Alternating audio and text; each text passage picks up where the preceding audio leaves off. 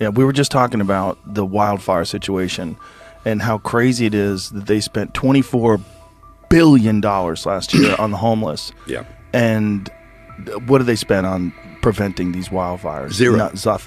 Zip. And it was a whole hour driving back where the whole right side of the highway was in flames. Completely engulfed, like a Lord of the Rings movie where you're waiting for Sauron to come riding on an evil horse over the top of it. It was nuts. It was nuts. And you see fire tornadoes, man. The fire was insane. Speculators coming in and talking about what to do with the land of all these homes that have been burnt down while it's still only 6% contained. And he did this little dance like, I've been talking with these, with the governor of Hawaii about what to do. We got some ideas. We speculate. We're gonna have some meetings. And this guy's standing in front of all this stuff, and he's got a smile on his face, and he's talking about land use. We had an evacuation order that they sent out by accident to people even down where I'm at. Yeah, what was that? It was some guy who, because I don't know if you know, this is gonna be shocking. Grab the table. Wait a minute. LA's not run very well. Hold on. I know. See, the lady who's responsible for filling the fire hydrants gets paid $750,000 a year. Hey, your tax dollars going to good work there, everybody. That's a lot of money. Trump was going on this long rampage about Los Angeles and the fires and how it all can be prevented and they could have plenty of water. He explained the whole thing, and he's right. Here's my whole philosophy. You guys know, that we have a tinderbox. And you can say that there are a lot of people that live there. The fires it's always a potential. If that's the case, then please make sure the fire hydrants, we've got to be able to figure it out. Do you know the City Council of Los Angeles? 4 of the members of the City Council are far left social democrats. How about that? There's zero pushback on ideas. It's just all ideology. It's all an echo chamber. Well, I'm hoping now that this is a giant wake-up call for these people. I mean, good luck. There's no positivity that's going to come out of a horrific fire like that. But at least it'll wake. Because look, that area, Adam Carolla was on someone's show talking about this, and he said something that's very. I think he was actually doing it himself. Yeah, about permits. Yeah. Well, he was just saying that there's 80% of the people that live there are far left. 80% of the people that got their houses burned down from complete, total incompetence and lack of management. That's total incompetence. Yeah. 80% of those people are far left people, and that's a giant wake-up call when you realize, no, these fucking people, this is not the way to do it. Did you see that lady, the fire lady, who's a part of this whole diversity thing? And they said, "You're a woman firefighter. Can you carry my husband out of a burning building?" She was like, "Well, if your husband's in a burning building, he already made a mistake." Is that what she said? What did she say? A big old sassy fat black lady. Yeah, my favorite was that one of the women said, "You want people to look like you." Same lady. And I'm like, hey, listen, hey, lady, when my house is on fire and I'm trying to get my kids out, I'm not going to be like, hey, can I get some people that look like me, because this doesn't make me feel safe. I want them to look like Brian Shaw.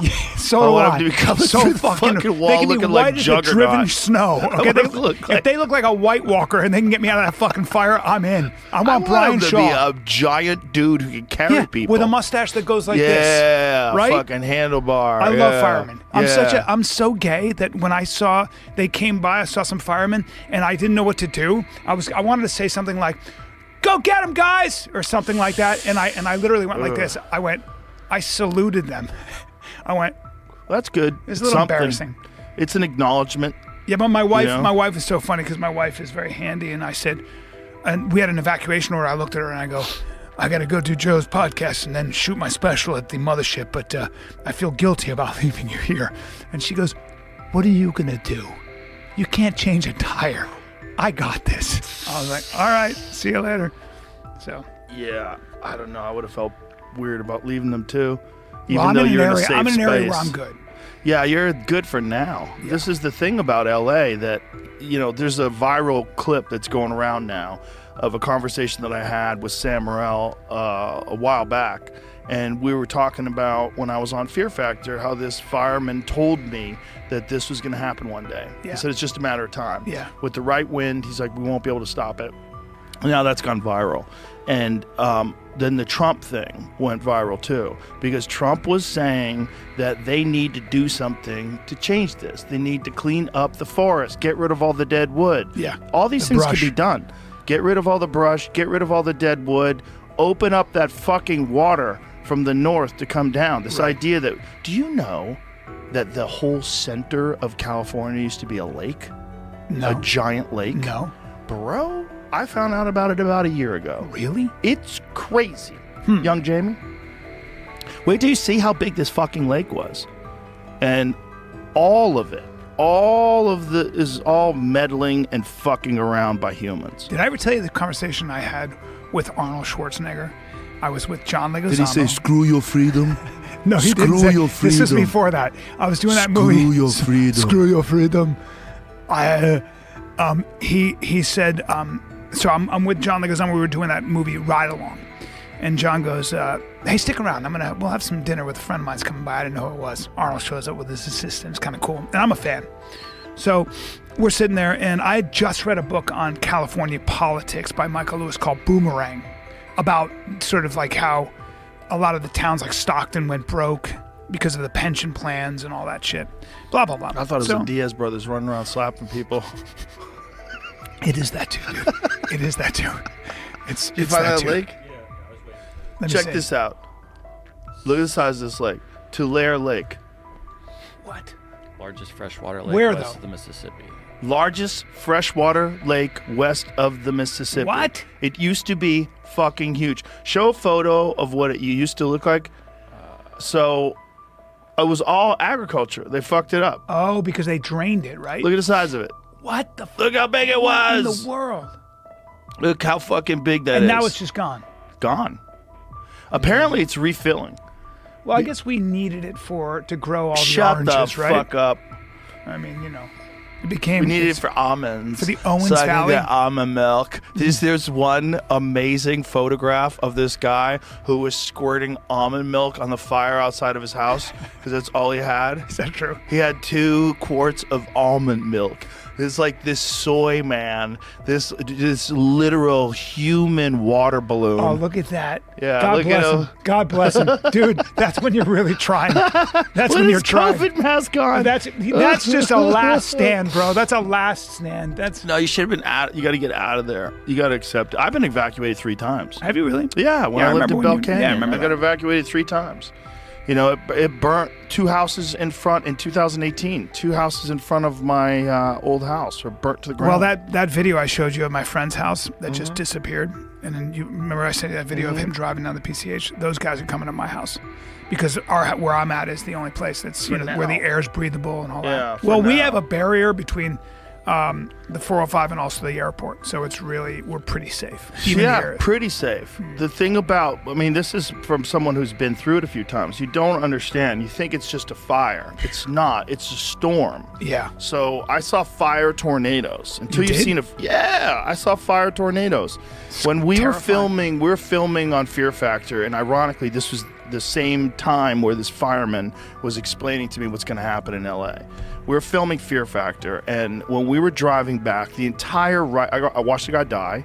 Watched the guy What? run across the highway and get hit by a car. What the fuck? Yeah, I didn't see him get hit by a car, but I saw him. Jesus Christ. He was, and my producer of the show, apparently saw more. He saw like graphic. People were panicking. There was ash falling from the sky like it was snowing. It was crazy. And everyone's driving, and everyone's got this like somber, like 50-mile-an-hour driving the entire right side of the highway for an hour. Like What? We were And you can feel filming- that heat, right? Yeah, we were filming off the 5, so we were like way up by, like as you're heading towards Simi Valley and stuff. Bakerfield. Oh, yeah. Bakersfield, like that area. Is that off the 5 or the 10? Whatever the fuck it is. When we were pretty far away, and it was a whole hour driving back where the whole right side of the highway was in flames.